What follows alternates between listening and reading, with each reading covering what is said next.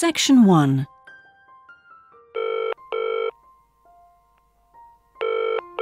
Hello? Motor Insurance Department? Oh, hello. I'd like to ask about insurance for my car. Yes, of course. I'll just take a few details. What's your name? Patrick Jones. And your address? It's 27 Bank Road. 27 Bank Road. Is that in Greendale? Yes. And what's your daytime phone number? My work number is 730453. And could I ask what your occupation is? Dentist. Okay. Now, a few details about your car. What size is the engine? It's 1200 cc's. Thank you. And the make and model? It's a Houghton Sable. Could you spell the model name, please? Yes. S-A-B-L-E. Oh, yes. Thanks. And when was it made? 1997. Lovely. Right. I presume you've had a previous insurer? Yes. Right. We need to know the name of the company. Yes. It was Northern Star. Thank you. And have you made any insurance claims in the last 5 years? Yes. One in 1999. And what was the problem? It was stolen. But That's fine, Mr. Jones.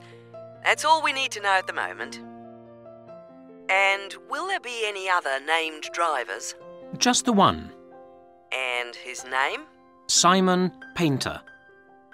Could you spell the surname, please? P-A-Y-N-T-E-R. Okay, thank you. And what relationship is he to you? He's my brother-in-law. And what will you or Mr. Painter be using the car for? Well, mainly for social use. Social use. Will you be using it to travel to work? Yes, sometimes. Travel to work. Anything else? No, that's it. And finally, when would you like to start the insurance? I'll need it from the 31st of January. Right. Mr. Jones, I'm getting a couple of quotes coming up on the computer now, and the best bet looks like being with a company called Red Flag. Yeah? And that comes out at $450 per year. Oh, well, that seems okay. It's quite a bit lower than I've been paying up to now. Great. So, would you like me to go ahead with that? Sure, why not? How would you like to pay?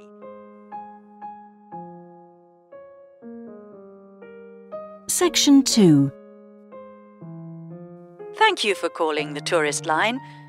There are many different ways of getting round the city, and we'd like to suggest some you may not have thought of. How about a city trip by boat? There are 4 main stopping points. From west to east, Stop A, Greenbanks, Stop B, City Bridge, Stop C, Roman Landing, and Stop D, Newtown. You can find the main booking office at Stop A. The first boat leaves at 8 a.m. and the last one at 6:30 p.m. There are also many attractions you can visit along the river. At Stop A, if you have time, you can visit the fine 16th century palace here, built for the king, with its beautiful formal gardens. It's very near the booking office. Now you can enjoy every corner of this superb residence. Stop B. Why don't you visit Tower Restaurant with its wide range of refreshments? This is a place where you can sit and enjoy the wonderful views over the old commercial and banking centre of the city. Stop C is the area where, in the 1st century AD, invading soldiers crossed the river.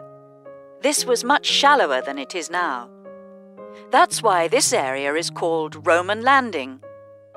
There's an interactive museum to visit here, with a large shop which has a good range of local history books. At the furthest point of the trip, stop D, the most exciting place to visit is the new entertainment complex with 7-screen cinema, bowling alley, and video games arcade. Besides the boat tours, there are city buses. 2 companies offer special services. The top bus company runs all its tours with a live commentary in English. Tours leave from 8:30 a.m. every 20 minutes. There are departures from Central Station, Castle Hill, and Long Walk. This is a hop-on, hop-off service, and tickets are valid for 24 hours. For further details, call Top Bus on 0208 944 7810. The number 1 sightseeing tour is available with a commentary in 8 languages. Buses depart from Central Station every 5 to 6 minutes from about 9 a.m., with the last bus at around 7 p.m. There are also number 1 services with an English-speaking guide. Section 3.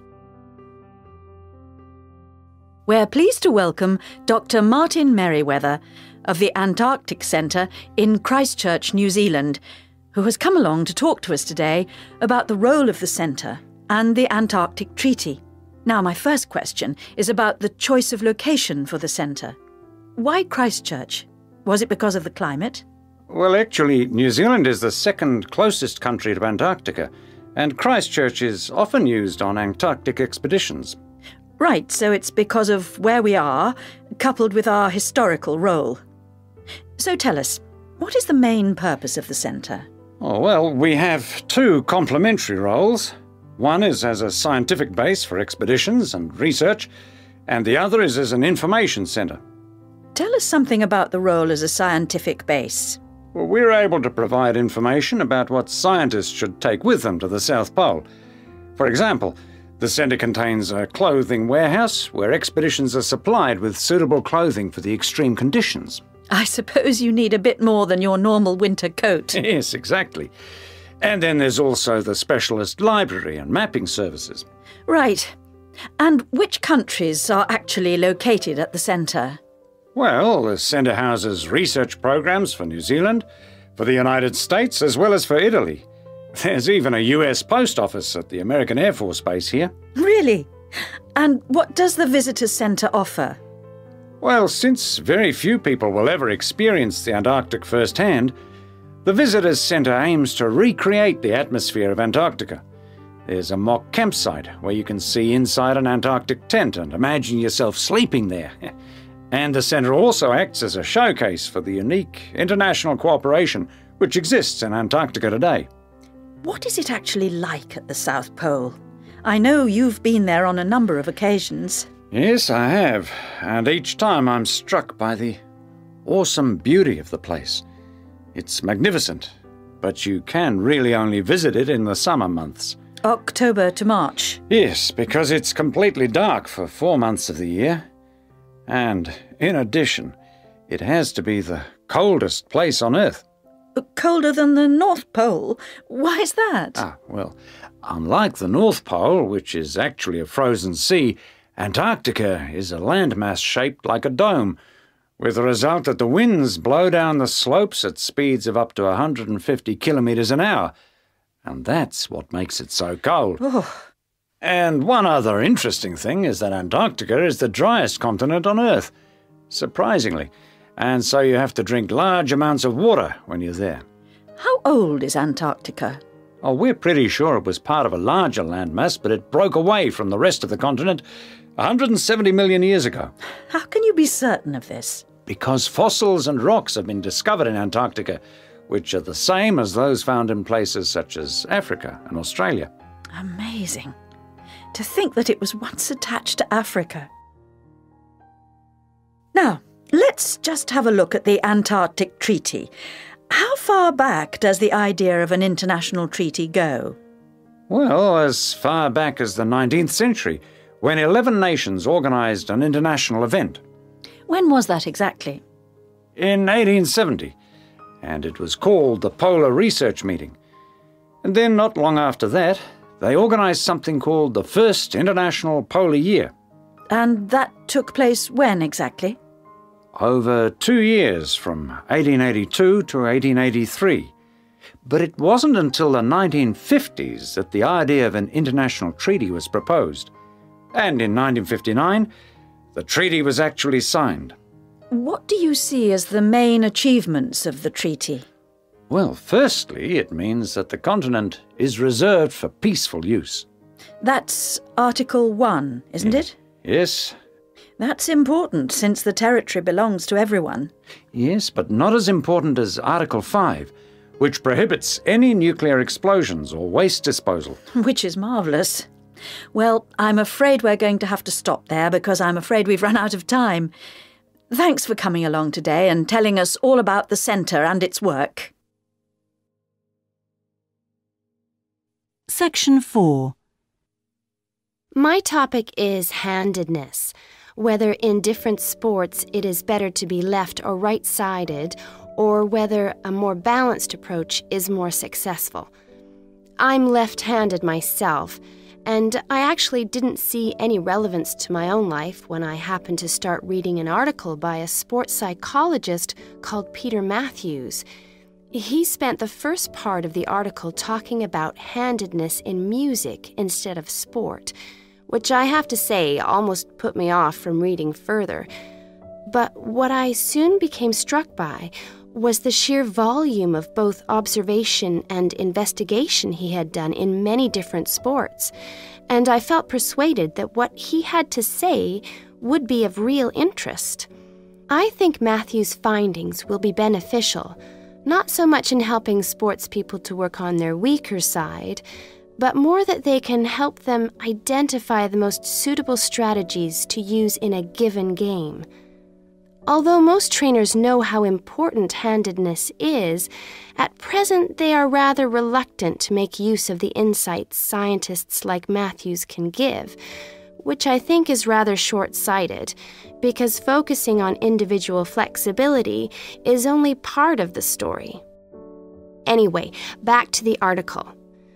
Matthews found a German study which looked at what he called mixed-handedness, that is, the capacity to use both left and right hands equally. It looked at mixed-handedness in 40 musicians on a variety of instruments. Researchers examined a number of variables. For example, type of instrument played, regularity of practice undertaken, and length of time playing instrument, and found the following. Keyboard players had high levels of mixed-handedness, whereas string players like cellists and violinists strongly favored one hand. Also, those who started younger were more mixed-handed. Matthews also reports studies of handedness in apes.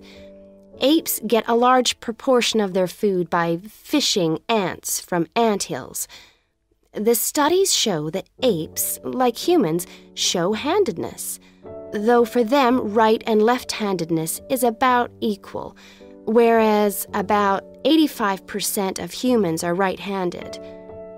Studies showed that apes consistently using the same hand fished out 30% more ants than those varying between the two. Matthews started researching several different sports and found different types of handedness in each. By the way, he uses handedness to refer to the dominant side for feet and eyes as well as hands. Anyway, his team measured the hand, feet, and eyes of 2,611 players and found that there were really three main types of laterality. Mixed, you work equally well on both sides, both hand and eye. Single, you tend to favor one side, but both hand and eye favor the same side. And cross laterality, A player's hands and eyes favor only one side, but they are opposite sides. Let's start with hockey.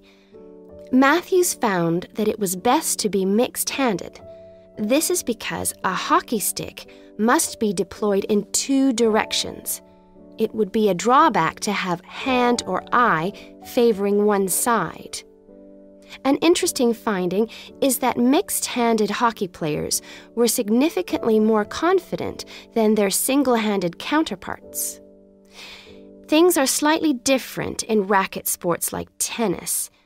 Here, the important thing is to have the dominant hand and eye on the one side. This means that there is a bigger area of vision on the side where most of the action occurs. If a player is cross-lateral, the racket is invisible from the dominant eye for much of the swing. It means that they can only make corrections much later, and often the damage has been done by then.